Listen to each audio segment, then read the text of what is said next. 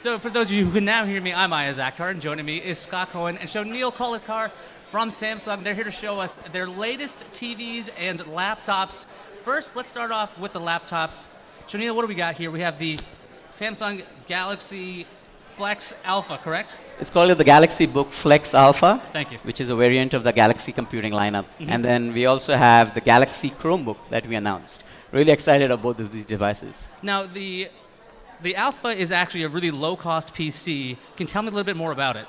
So overall, both of these PCs are premium lineup, I think, as you know, Samsung, we always make beautiful devices, be it TVs, PCs, or smartphones. But this time we have really taken up a notch. So with the Galaxy computing lineup, what we have done is not just focused on the design and the beauty of the device, but really instilled a lot of the smartphone features into the device. And I'll talk a little bit more on that. And more importantly, this time, first time, we'll be introducing QLED in our displays. So pretty amazing. For an $899 laptop, you have QLED in there? It's $829. $829. Absolutely. So again, a great price.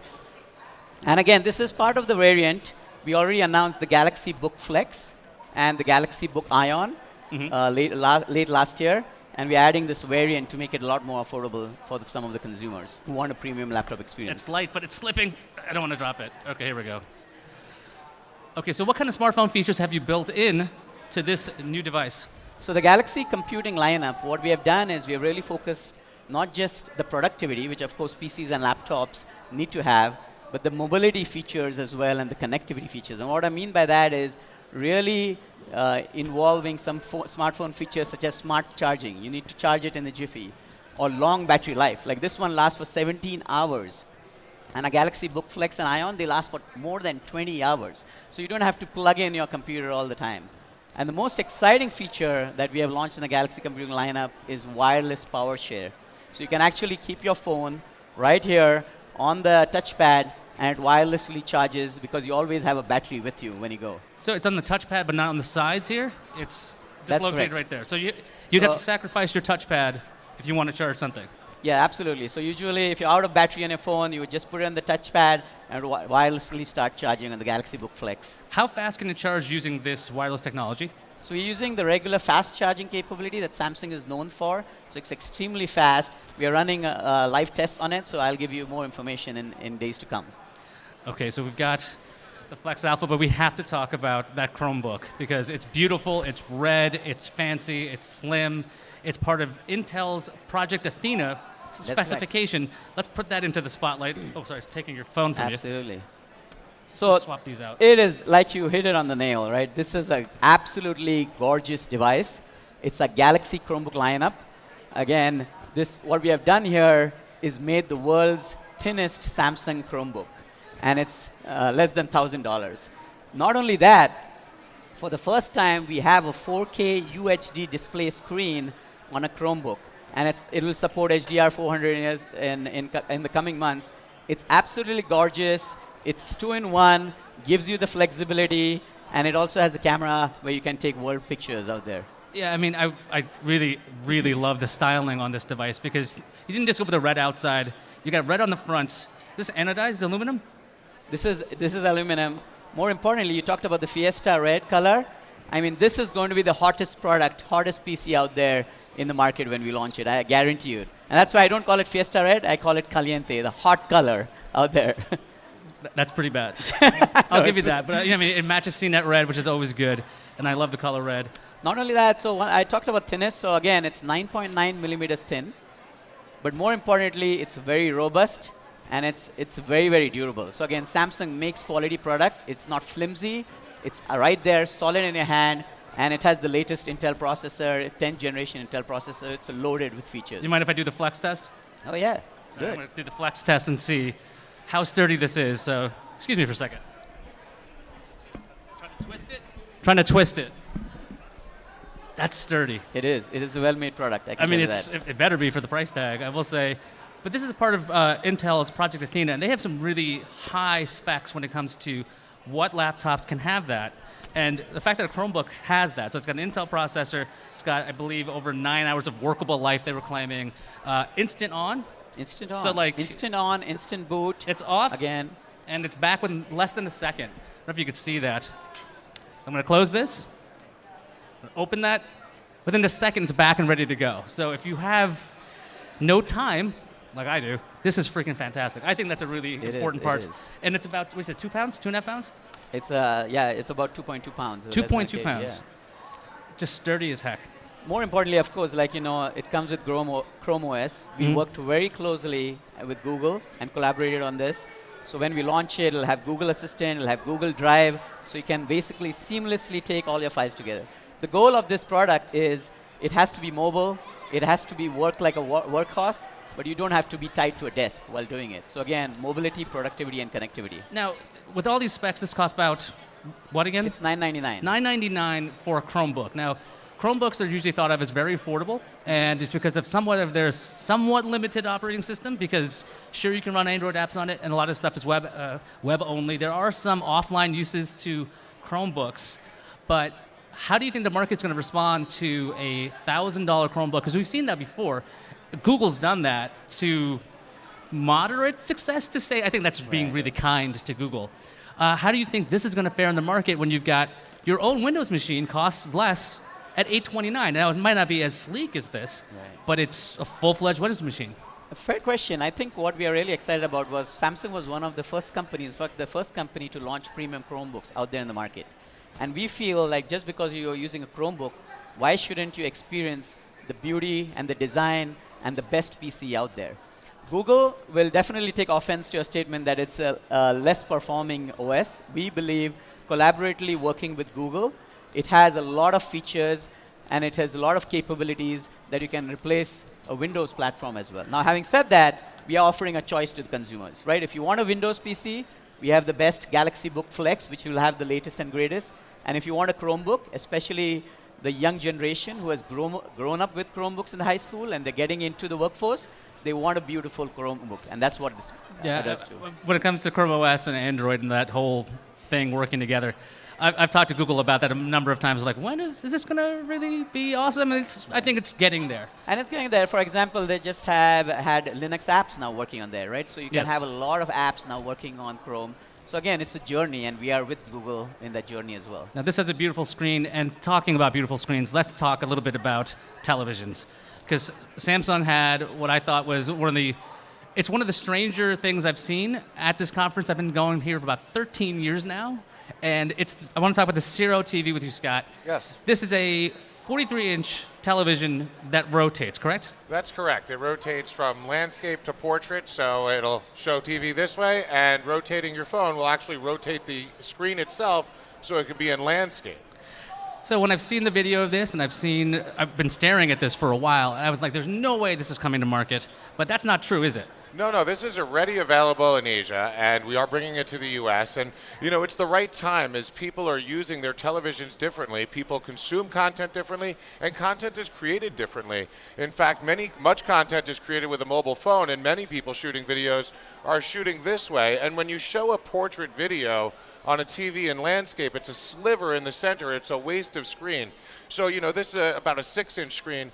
Moving that up to a 43-inch screen and then being able to take advantage of the full resolution, whether it's in portrait or landscape, just makes sense. Yeah, but don't you think you're contributing to the continuation of vertical video, the bane of the existence of many a person? Well, everyone has their opinions on vertical video. Yes. But, anytime we're at a live concert or a live event, we see many people using it. But it goes beyond that because, for example, if you're searching like a site like YouTube, you do have landscape videos, but if you're looking at the Cero in portrait, you have the video across the top, but you can still search to consume more content below. So holding your phone in portrait, you have the landscape video, and you can continue to search, or you could watch it in full resolution, but it goes beyond video, whether you're using TikTok or Snapchat or Instagram. There's many different sites that are vertical that when you're using your phone is a solo mission. But Cero is going to make it a community thing, whereas all my friends and family that are in the living room could now take a look at what I'm scrolling through. I'm going to spend a week here in Vegas, just like you, and I'm going to have a lot of really cool pictures. Some of me in portrait and others in landscape to catch the whole thing. So when I get back and share those pictures with my family, I want to be able to take advantage of the full resolution. So as I scroll through pictures, going back and forth makes sense. So I think this is something this is the time for it, because content is being created different. And when people think of TV, it's no longer just to watch your sitcoms, blockbuster movies, and sports. It's to share what's going on your mobile device. And since mobile is very portrait oriented, it makes sense to be able to mirror that, because 6-inch screen, 43-inch screen, big difference. Having just me view it versus my whole family together also makes it a social experience. On the technical aspect, does the television sense what's going on? How does it know to switch? Do you have to switch rotations manually? How does that work? That's a great question. So currently with the Samsung Galaxy device, just simply rotating your phone will rotate the TV back and forth. However, we do support AirPlay too, so no problem doing screen mirroring from an Apple device. However, for those devices, we do have a rotate button on the remote for the TV itself, and then in the SmartThings app available on iOS and Android, there's a rotate button. So rotation for Samsung, a little easier by just rotating your phone. For other products, there's 2 ways to do it. Let's talk about that massive thing that nobody can't see, the wall. 292 inches this year, is that correct? 292 inches, 8K, high dynamic range. Last year we showed 219 at 6K, so stepping it up to 292 this year is just seemed like the right thing to do. Now, this is a modular display. Could you tell me a little bit more about the makeup of this? Because when you see this in video, it's kind of hard to even imagine this. In the B-roll you're seeing right now, that's David Katzmeyer in front of it. He's about 6'4", and he is dwarfed by the wall. And when it looks like this solid picture wall. There's really no other way to explain this. Can you tell me about the technology behind it? Is this something like this ever coming to consumers, or is this meant for like giant installations at hotels, media events, and that kind of sort? It's definitely meant for consumers, and we've shown the wall in different sizes over the years. We've shown 146, we've shown 219, we showed 292, but it is a modular TV, because even if you had a wall big enough for a 292-inch, I doubt you have a doorway big enough to bring that in. So modular is important. So these big massive wall TVs are actually made up of smaller tiles that are put together seamlessly to create one large screen. This is going to allow you to customize the size, dimensions, etc., and so forth. And one of the things we're most proud of with the wall is our AI processing, which means you're ratio-free, resolution-free, and size-free, meaning whatever you send to the TV, we will be able to show it in regular aspect or manipulate the picture to fill the whole screen. So just walk me through this idea. If you have a giant modular television, if one of the units goes out, can you replace that one unit? Yeah, absolutely. So even if the unit, so the pixel could just be like, let's just say hypothetically there is an issue and it's dead center in the TV, we can pull that module out from the front, so you don't have to get behind the TV. You do not have to take the whole TV apart. You would just pull out that one module. So it makes it super easy in the event of an issue. So once it's assembled, it can be disassembled and back and correct. forth. You can disassemble it and pull out any tile, making it super simple. And it's super exciting. A lot of people are excited about the size, but one of the things I'm most excited is that micro LED, which is the technology driving the wall, it's the first new technology for home TV in quite some time, and it really brings the best of all technologies, as each little pixel is made up of a little red, a little green, and a little blue LED. So with 3 LEDs in there, when we want black, we can shut them down and create that absolute deep black people want. But this is an LED-based technology, so significant brightness, meaning we can put up high dynamic range images that are more lifelike than ever before. Now, the wall seems like it's far off for, I think, a lot of people, but the Q950, now this is a television with a 99% screen-to-body ratio, is that correct? Yeah, so Samsung is on our 3rd generation of 8K TVs, super excited about that, and what we've done for the 950, our flagship, is basically remove the bezel. The bezel is virtually gone. So when you're watching the TV, 99% of what you see is picture. It makes it a lot more immersive. But Samsung doesn't stop there. Even within our bezel, we've innovated. And the 950 actually has 6 speakers on board, 2 that face the top, 2 on the sides, and 2 on the bottom. So it allows us to do object tracking sound, where the sound is actually coming out of this near invisible bezel. Yeah, I remember seeing still images of this. That didn't do it justice. When you see this, as you're seeing right now, it just looks like the future. It's what a television's supposed to look like in the future. Anything I watch in sci-fi, it looks like this. Yeah, and I mean, even from the profile, this TV is 15 millimeters of depth, so 15 millimeters thin. We also offer a no-gap wall mount, which allows us to mount flush to the wall. And what's really great about the design of the TV is the back is completely flat. So when you mount this flush to the wall, there's no gap at the top and then flush at the bottom. This mounts just like a picture, right flush against the wall, smooth from top to bottom. So the design is impeccable. So you have a beautiful picture quality with Samsung's pristine 8K. We have our AI upscaler in there, so no matter what content you send to our TV, it will be shown in 8K. And then besides the picture quality, the design is top-notch, so it's going to blend and fit in with your decor. All right, real quick, before we finish, let's go around real quick for pricing and availability of everything we've talked about today. Shonil, for you first, can you tell us again about the pricing and availability of the Flex Alpha and the Chromebook? So both of these will be available Q2, and the Flex Alpha is $829. And the Chromebook will be $999 at retail. And of course, there are different variants across that as well. And Scott? So for TVs, we haven't announced pricing. However, Cero is currently available in Asia, coming here in the second half. The wall is currently available in multiple sizes and configurations, so you can put an order in right now if you so choose to. And then the Q950, our flagship, will launch in the springtime in 3 sizes of 65, 75, and 85 inch. Do you remember when Samsung had this like module aspect to their televisions where you can replace their brains? Yeah. What happened to that? So are you referring to the One Connect box? Yes. So the One Connect box is present with the 950. Oh, However, is it? Yeah, but we will also be offering models without the One Connect Now, box as what well. I'm talking about is this upgradable unit for the television, so that its internals for like smart television smart television technologies Right. could be updated over time if there are better processors and such. That's Right. something.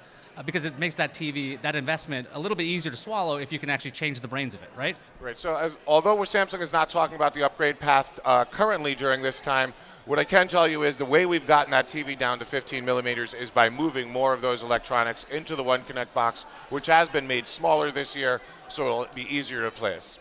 Thanks a lot, guys. Scott, Shonil, this has been great. Thank you.